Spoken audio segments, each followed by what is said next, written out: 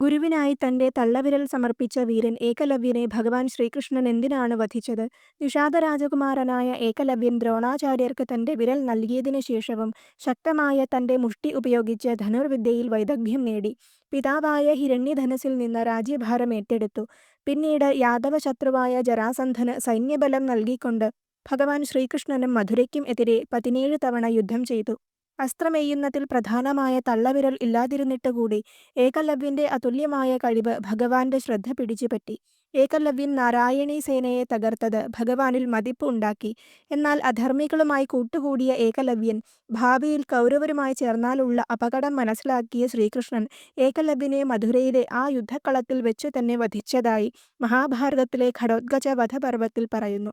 ഒപ്പം ഏകലവ്യനെയും ജരാസന്ധനെയും ശിശുപാലനെയും താൻ വധിച്ചില്ലായിരുന്നു എങ്കിൽ അവർ ദുര്യോധനനോട് ചേർന്ന് പാണ്ഡവപക്ഷത്തിനു നാശം വിതയ്ക്കുമായിരുന്നു എന്നും ഭഗവാൻ പറയുന്നു.